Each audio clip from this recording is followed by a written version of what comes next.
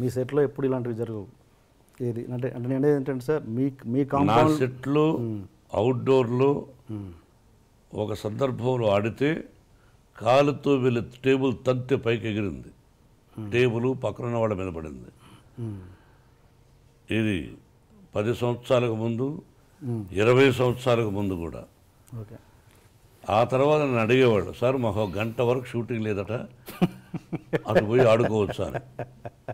Okay భయ్యా మీ ఇష్టం అనేవాడిని. కానీ సెట్లో మీ అసిస్టెంట్ని పెట్టండి, షాట్ రెడీ అయితే మీ అసిస్టెంట్కి మా అసిస్టెంట్ డైరెక్టర్ చెప్తాడు, వాడు నిన్ను వచ్చి పిలవాలి. మీకు అర్థమైందా? సెట్ లోపల అదే ఒక Ramoji film city, Annapurna studio, Rama ఫ్లోర్లో నేను అలౌ చేయను. ఓకే. నా పద్ధతి అది. దీనివల్ల మోహన్ బాబు అంటే భయపడతారు, మోహన్ బాబు అంటే అయిష్టత చూపిస్తారు తప్ప నేను అతనికి కానీ అతని కుటుంబానికి కానీ ఏ చెడు చేయలేదు, చెయ్యబోను కూడా. That is not my character. నా కుటుంబాన్ని నేను చూసుకుంటే చాలు. పద్ధతిగా ఉండాలని కోరుకున్నప్పుడు చెడ్డవాడు అంటారు. ఇప్పుడు నా కొడుకులు విష్ణు కానీ మనోజ్ కానీ సినిమాలు యాక్ట్ చేస్తున్నారు. కావాలని బ్యాడ్ ప్రాపగంట ఇంటర్ఫియర్ అవుతారని. ఏంటి ఇంటర్ఫియర్? నీ కొడుకు బాగా చదువుతుండో లేదో అని చూసుకోవా? నీ కొడుకు బాగా ఉద్యోగం చేస్తున్నారో లేదో అని అడగవా? నీ భార్యను అడగవా? మరి నా కొడుకు బాగా చేస్తున్నాడో లేదని అడగవా? 4 గోడల మధ్య అతను ఏం తీస్తున్నాడు నా నిర్మాత కథ చెప్పున అన్న అంటాం. ఇక్కడ చాలామంది ఉన్నారు, అన్నీ ఇంటర్ఫియర్ అవుతారు. వాళ్ళ గురించి పట్టించుకోరు, నన్ను గురించి మాట్లాడతారు. ఎందుకు వచ్చిందంటే వచ్చింది అంతే. ఒక 5 ఏళ్ళు ఒకటిగా ఉండవు, నన్ను గురించి అలా వచ్చింది. ఎంతమంది దర్శకులు ఉన్నారు? మరి దాసనారాయణ గారు ఎందుకు అన్నింటిలో ఇంటర్ఫియర్ అవుతాడండి? ఆయన గురించి కూడా చెడుని ఉంటారుగా మీరు. మరి ఆయన ఎవరికి ఇతరులకు చెడు చేయలేదు. అన్నింటిలో ఇంటర్ఫియర్ అయ్యి అన్ని బాధ్యతలు మనం నెత్తున వేసుకున్నప్పుడు, ఇప్పుడు మీకు ఇంకోరు గొడవ జరిగితే అదే చెప్పాయి పిక్చర్లో గాయత్రి పటేల్, అరే నీకు నాకు గొడవ జరిగితే మన ఇద్దరిలో ఎవడో ఒకడు పోవాలరా, నీ పక్కన మనుషులు నా పక్కన మనుషులు వాళ్ళ అమాయకులు చచ్చిపోతున్నారు, మన ఇద్దరేమో గొప్పవాళ్ళు అనిపించుకుంటున్నాం సొసైటీలో, ఎలా గొప్పవాడరా అనే దాని గురించి రామాయణ భారతాల గురించి కూడా చెప్పాను. ఇప్పుడు మీ కాంపౌండ్లో ఉన్న కమెడియన్స్ కొంతమంది ఆడుతున్నారు, మీరన్న పేకాట అన్నది కానీ ఎంటర్టైన్మెంట్ కానీ, వాళ్ళకు మీరు కలిసినప్పుడు మీ కాంపౌండ్లో కలిసినప్పుడు వాళ్ళకి ఏం చెప్పరా మీరు? నేను ఒకరికి సలహాలు ఇచ్చేంత గొప్పవాడిని కాదు, నా దగ్గర వద్దని చెప్తాను, అంతవరకు పాటించాలి. Okay okay okay sir. ఇంకా మళ్ళీ ఈ క్వశ్చన్ అడిగే ముందు మళ్ళీ ఈ క్వశ్చన్ ఎందుకు అడుగుతున్నారు, నీ ప్రూఫ్ ఏమైనా ఉందా అని అడగండి, మామూలుగా ఒపీనియన్ మీ ముందు పెడుతున్నాను నేను అంతే. ఏంటంటే మోహన్ బాబు గారు రౌడీజం చేసి సెటిల్మెంట్ చేసి అలా పైకి వచ్చారు అన్నది ఎంతవరకు బిగినింగ్ కెరీర్ నచ్చి? I'm very happy for that question. ఒక్కటి ప్రూవ్ చేస్తే మీకు అర్థమైందా? ఒక్కటి మోహన్ బాబు గారు పలానా చోట చేశారని చెప్పిన రోజున మీ ముందే కాల్చుకుందని అనిపోతాను, అంత పదం అన్నాను. ఓకే. ప్రూవ్ చేయకపోతే మీరేం చేస్తారో ముందు అగ్రిమెంట్ రాయండి. ఆ వ్యక్తి మోహన్ బాబు గారు ఇలాగా మా దగ్గర అన్యాక్రాంతంగా ₹1 తీసుకున్నాడన్నా, ఇలా చేశాడు, రౌడీలను పిలిపించానన్నా. రౌడీ అంటే ఎవడు? మీరు రౌడీయే, నేను రౌడీయే. మన స్కిన్ను మనం కాపాడుకోవాలన్నప్పుడు తిరగబడేవాడు ప్రతి ఒక్కడు రౌడీయే. మన స్కిన్ను మనం కాపాడుకోకపోతే మనం అసమర్థులు అయిపోతాం. ఆ విధంగా చెప్పిన రోజున ప్రూఫ్, ఇది దైవ సాక్షిగా పంచభూతాల సాక్షిగా చెప్తున్నమాట, అపఖ్యాతిని క్రియేట్ చేయడం కోసం ఒక్క ప్రూఫ్. ఏం భయపడాల్సిన అవసరం లేదు. ఇతరుల సొత్తును మట్టి పిడవని భావించవాలని చెప్పేవాడు మా నాన్న. ఆమె perfect income tax SSC. Cinema కోసం కానీ ఏదైనా డబ్బు తీసుకున్నా ఎవరి దగ్గరైనా గౌరవప్రదంగా ఇంట్రెస్ట్తో పాటు ఇస్తూ ఉంటాను. అప్పు చేస్తాం, ఇస్తాం గౌరవప్రదంగా. Never the dream. అది చెప్పుంటే అసత్యం, ఏదో ఎవరో చెప్పించుంటారు. ఒక్క ప్రూఫ్ చాలు. నా 13 సంవత్సరాల, నా 42 సంవత్సరాల నట జీవితంలో ఇంటిల్లపాది సూపర్ సూపర్ పంచభూతాల సాక్షిగా చెప్పాడు. Great sir.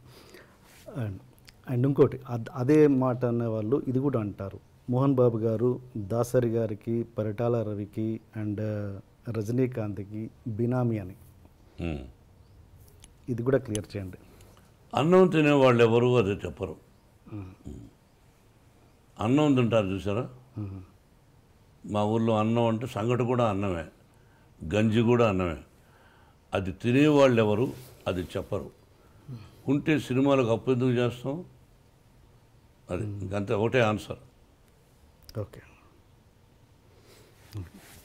మామూలుగా ఇండస్ట్రీలో దాసరి గారికి రాఘవేంద్రరావు గారికి ఎంతో కొంత అంటే వాళ్ళు ఎంత మాట్లాడుకున్నా కూడా ప్రొఫెషనల్ రైవలరీ అనేది ఉంటుంది. నాకు తెలిసినంత వరకు లేదు. లేదా? అసలు ఇద్దరు ఒకరినొకరు బాగా ప్రేమించుకునేవాళ్ళు. ఛాలెంజ్ ఉండేది ನನ್ನ మనసులో, ఆయన మనసులో. రాఘవేంద్రరావు గారు ఒక హిట్ ఇస్తే అరే దానికంటే గొప్ప హిట్ ఇవ్వాలి మనం అనే తాపత్రయం ఆయన ఉండుండొచ్చు. ఓకే. ఇద్దరు మంచివాళ్ళు, ఒకరినొకరిని ప్రేమించుకుంటారు. ఓకే. ఇద్దరూ నన్ను ప్రేమిస్తారు. ఓకే. ఓకే. దానికి క్వశ్చనే లేదు. మీరిద్దరు వాళ్ళతో క్లోజ్గా ఎలా ఉండగలిగారు అన్నది నా క్వశ్చన్.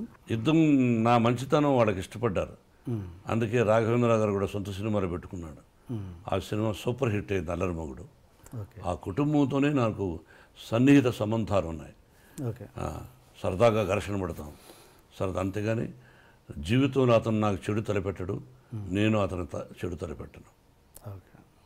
అండ్ మీరు పెద్ద వంశీ గారితో ఒక సినిమా చేశారండి, డిటెక్టివ్ నారదా అని. ఫ్లాప్. ఆ సినిమా చేస్తున్నప్పుడే వంశీ గారి చేస్తున్నప్పుడు కొద్ది సినిమా చేసిన తర్వాత ఆయన వర్క్ నచ్చో నచ్చో తర్వాత సినిమా కూడా చేస్తానని ఆయనతో మీరు మాట ఇచ్చిన మాట వాస్తవమా కాదా? సినిమా మళ్ళీ ఈ సినిమా అయిన తర్వాత నా సినిమా నువ్వు చేయాల్సి వస్తుంది, ఓన్ బ్యానర్లను డబ్బులు కూడా ఇచ్చారు. ఈ రోజుకు మీరు ఇల్లు అడిగినా చెప్తాడు. ఈ రోజుకి అతని మీద నాకు గౌరవం ఉంది. సినిమా ఫ్లాప్ అయినంత మాత్రం అసమర్థుడు కాదు, అతను సమర్థుడే. ఫ్లాప్ బట్ ఆ ఫ్లాప్ అవ్వడం వల్ల కంటిన్యూ చేయలేదు ఆ సినిమా. అంతగా ఎవరైనంతగా వ్యాపారమేగా.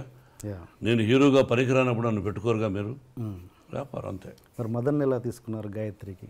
Wonderful question. మదర్ ఎవరో తెలియదు నాకు. డైమండ్ రతన్ బాబు అని రైటర్, అతను ముందు ఈ కథ నుంచి వర్క్ చేస్తున్నాం. ఇది వేరే భాషా చిత్రం, అంటే మన ఇండియన్ భాష కాదు. కొన్నప్పుడు ఎవరా ఇద్దరు ముగ్గురు పేర్లు చెప్తూ అతను అన్నాడు, సార్ మదన్ అనే ఒక అతను ఉన్నాడు, అతను ఇంతకుముందు రైటరు ఏదో ఒకటి రెండు తీశాడు కానీ సక్సెస్ అది పెద్దగా లేదు, మీకు ఇష్టమైతే తెలియపరుడు అన్నాడు. పిలిపించవయ్యా అన్న. పిలిపించాము. ఆ ఒరిజినల్ పిక్చర్ చూపించాం.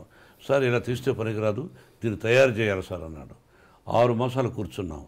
అతనికి నాకు వేవ్ లెంగ్త్, అంటే వేవ్ లెంగ్త్ అని ఇంగ్లీష్లో అంటారు, తెలుగులో ఇద్దరికి అండర్స్టాండింగ్ బాగా కుదురుతుంది. నేను చెప్పిన దానికి అతను తాళం వేయడు, అతను చెప్పిన దానికి నేను తాళం వేయలేదు. అట్లా పోటీ పడి సెలెక్ట్ చేసాం, మంచిగా తీసిచ్చాడు.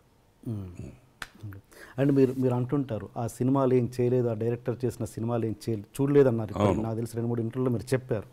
అంటే ఎందుకలా? అంటే ఆయన చేసిన ఒక మంచి సినిమా అయినా ఓకే, గతంలో ఆయన ఏంటి అని తెలుసుకోవడం అనేది ఇంపార్టెంట్ కాదా?